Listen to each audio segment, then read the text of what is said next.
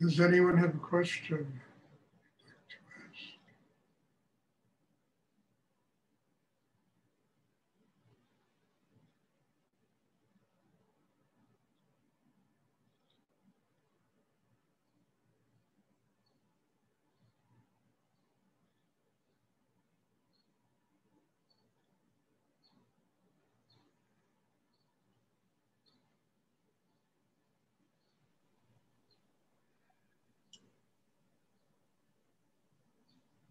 Stuart? Yes. Do you have anything to say about empaths? About Like what? being an empath? Being an empath? Being Empath? I don't know if you heard that expression. Not empathetic, but empath. It's like a new age. You mean a difficult? Please try and sit still, everyone. You mean something that's difficult to get through, an impasse? No, empath, like empathetic, but just empath, feeling other people's feeling. Yeah, I think it's a good idea. Other people's feelings, to have empathy for people. You understand? I mean, all of that is very good. I mean, look, one of the things that's difficult in life is really being vulnerable. And in order to be vulnerable, we have to listen to other people. We don't know better than other people. We let them be. We empathize with their problems. We really, it's just a way of living that allows us to communicate with other people. And there's so much of this kind of isolation in people where they cut themselves off from other people. They don't listen to them. They know better than them. They fight with them. So empath or empathy, I think, is a very important element in simply learning how to live here like a human being, to recognize there isn't a person on this planet that doesn't suffer in one way or another. And I don't care what religion they are, what race they are, what country they live in. Every single human being, suffers from something. And if people would have empathy with each other, it would take life to a completely different level. But we're always, when we're always putting people down, we know better than them. Their religion is not as good as our religion, all this stuff that goes on in the world that keeps people from ever truly communicating with each other in a human way. So empathy is essential. Without empathy, without the realization that other people are having as difficult a time as every one of us is having, and recognizing, I once wrote in a book that suffering is the common denominator of the entire human race. Everybody is going through it. So we have to have empathy for other human beings. At the same time, we can't let people dump all their crap on us. So that's a very fine line there, of being able to empathize with people without becoming a receptacle for all of their garbage. And, I cross that line every day of my life with people that are making an effort to work on themselves. I don't care how difficult their life is. I don't care where they come from, what their background is. I never ask. The only thing I care about is, are they making an effort to change, to grow, to work on themselves? And if they're making that kind of effort, they have me 1,000%. If they're not making that kind of effort, I empathize with them. But I also understand you can't help people that are not willing to help themselves. There's nothing you can do to help people who don't want to help themselves. So you have to be able to distinguish between people that are truly, they have a hard time, life is difficult, economically, emotionally, mentally, But if they're doing something to change and grow, one should really empathize. One should do whatever they can to help them. And the rest of the people that live without this sense of, it's day after the same agony, and they don't do anything to change. All right, I don't lecture them. I don't put them down. I just let them be until they come to a place in themselves where they're truly willing to do something to change. Then you can really help somebody. And it doesn't matter where they come from. I've had homeless people study with me. I've had all kinds of people, study with me, people in prisons, and I don't care. I'm not interested in a person's past. I'm only interested in what they're willing to do in the present, to work and change and make an effort to transform themselves and grow. Because that's the key. That's the key to learning how, first of all, to live life, and second of all, how to get to God.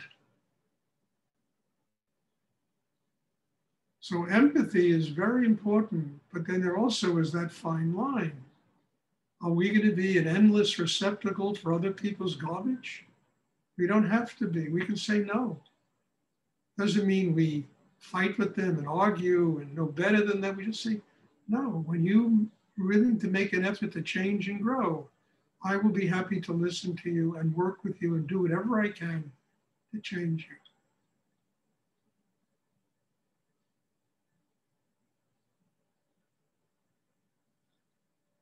Sad thing about this is most people wallow in their unhappiness and they don't do anything to change. And then there's that rare, exceptional human being who is willing to work out of hell and fight their way to have an amazing life.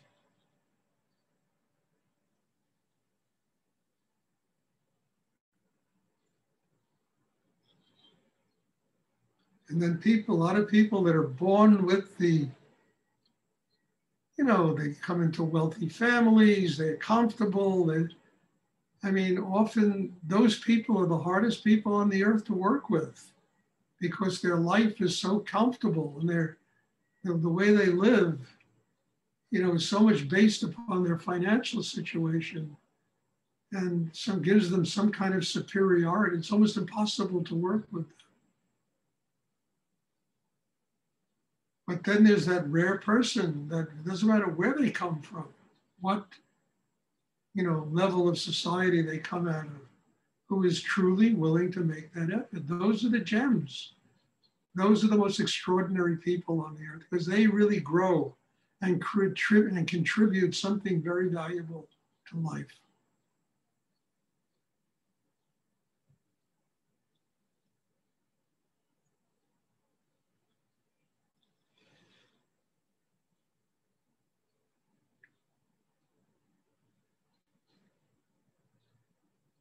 And those people, I don't care where they come from. When I find people like that, 100%, 1000%, they have me. I know where I came from, the slums of the Bronx. I don't know how many of you know the Bronx, but it's pretty famous for not being a terribly nice place. Rudy came out of the slums of Brooklyn, East New York, which is also, I don't know what it's like today because everything has changed, But when I was a kid, when he was a kid, it was really a rough place to grow up.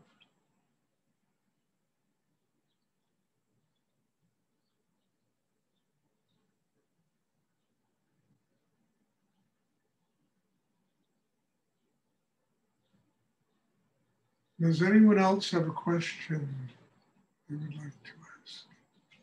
I hope this is clear, because empathy is essential. Having compassion for other human beings is essential. Recognizing that everybody suffers is essential. But then at the same time, finding those jewels of people that truly are willing to work on themselves. There's no excuses. They do it. They do whatever they have to do to grow. Those are the people that wind up having amazing things to give to life.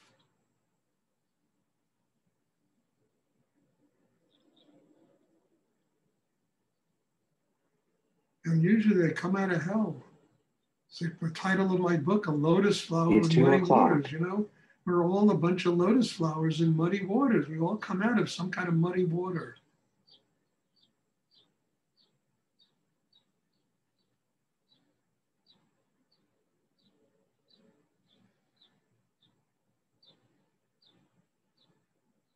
I hope that's clear because it's such an important way to live. And it turns us into, kind of gives us nobility of soul, just having compassion and empathy for other people, making room for them to live inside us, and supporting their desire to grow. It might be very different than my desire or your desire, but their desire to evolve and grow, it's essential.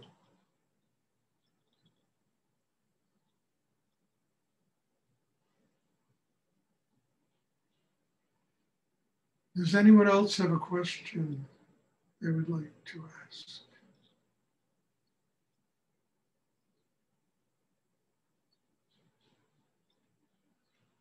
I just have one announcement. On the 6th of next month, I'm going away for about 10 days. And I'm hoping that where I go, the Wi-Fi is good, you know, because it's going to be in the mountains of Mexico, for God's sake. And we'll see. If there is no Wi-Fi, if there's no problem, then I won't be able to have classes. But if there is Wi-Fi, and I'm pretty sure there is, you know, it's a not very nice place, this place. So I'm going away for 10 days, and if I'll be teaching classes, the time that will appear on the computer will be different because I think Mexico is an hour or 2 hours behind where I am now on the East Coast of the United States. So I'm just telling everybody this, and there'll be a few changes. I'm pretty sure there will be Wi-Fi where I'm going. It's a fairly sophisticated place. Does anyone else have a question they would like to ask?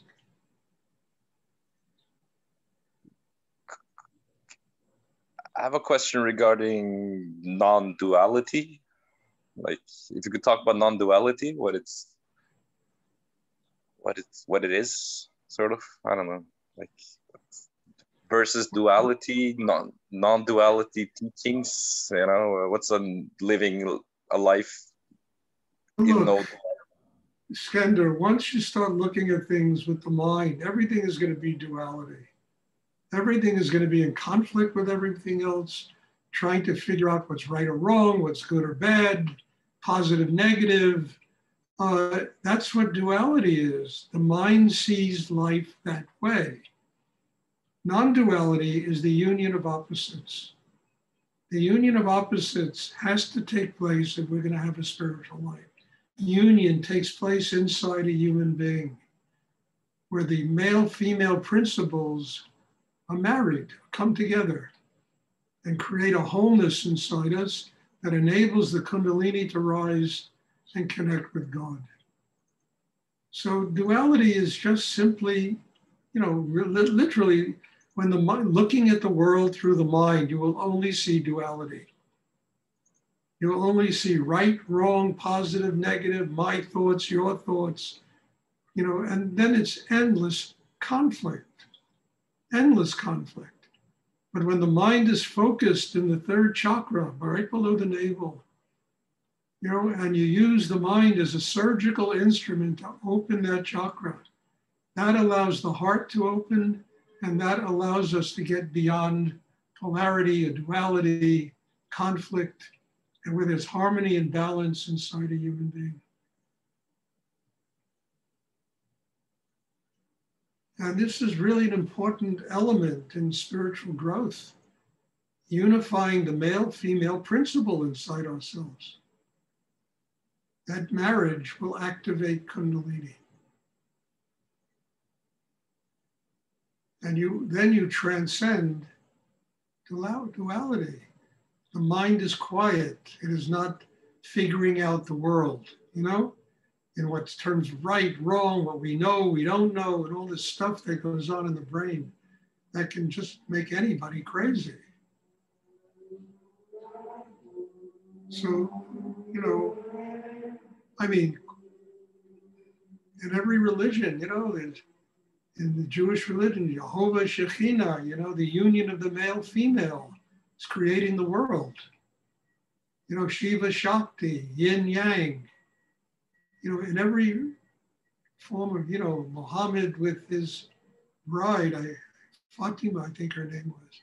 I mean, it's all in every religion, the union of the male-female principle. That union enables us to connect with God. We are whole inside. We have attained the highest levels of what it means to be human on this planet. That enables us to connect with, we have transcended duality. So these are not just philosophic terms, they're very real terms in terms of a human being developing a spiritual life.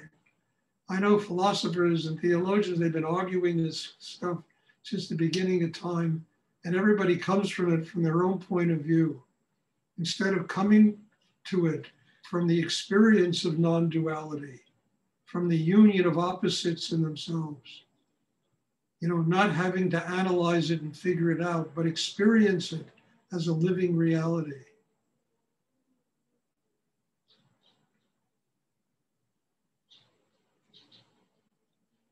So I hope that's clear, you know, I mean, that's why it's so important to get the mind focused and use it for what we really have to use it for, which is to open that chakra below the navel, which will create harmony and balance inside us.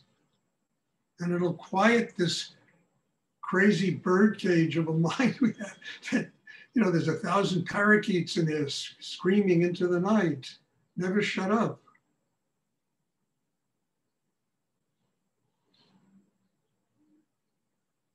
Creating duality, creating conflict.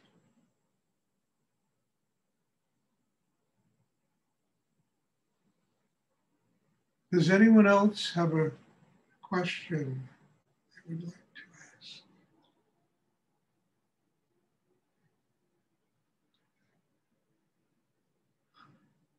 So was it gradual process for you, or did you have any like No, sudden? it's always a gradual process.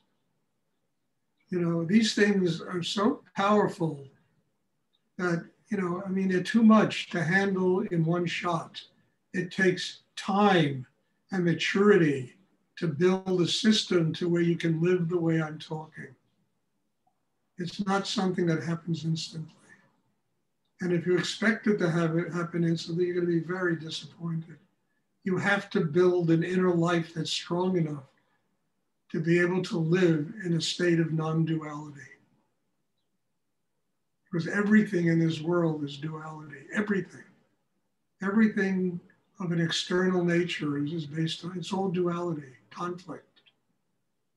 And it only becomes harmony and balance when we build harmony and balance inside ourselves. Then we discover there's no conflict. It's not this or that, it's this and that and that. Everything works together. It's God's world. But it takes time. I mean, I've always said that, Rudy said it better than anybody I've ever, it takes 9 months to have a baby. You know, it takes 1 second to die. You know, I mean, I don't think anybody's created a metaphor like that to describe the time it takes to be able to mature into living with non-duality. You know, and it takes longer than 9 months to give birth to oneself.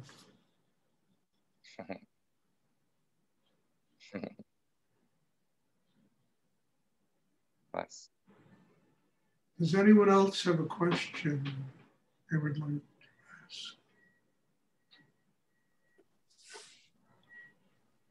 Okay, if there are no more sorry, I just want to say I gave birth to Skander, and this time 33 years ago, and I will congratulate him birthday today. I forgot. Happy birthday, Skander. Happy birthday. Thank you. Let me tell you something. I always send birthday notes out to people, and I say, today should be a happy birthday, and every other day of your life should be a happy birthday. I hope so.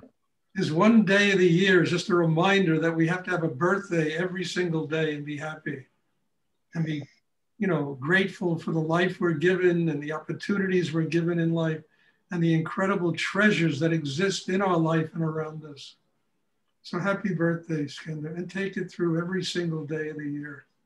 Let it be a happy birthday. Thank you. You're welcome. Does anyone else have a question? Okay, there'll be a class on Tuesday. I hope people come. I mean, this class is getting smaller and smaller. I hope people feel they need it to do what I teach here, and they continue to come.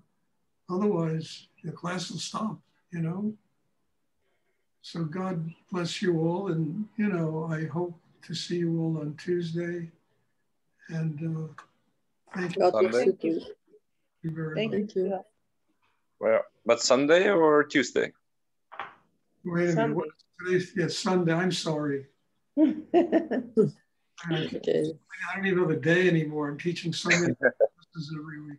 This coming Sunday. Sorry. Thank you. Nice. Thank you. Nice. Thank you. Thank you so much. God bless you too.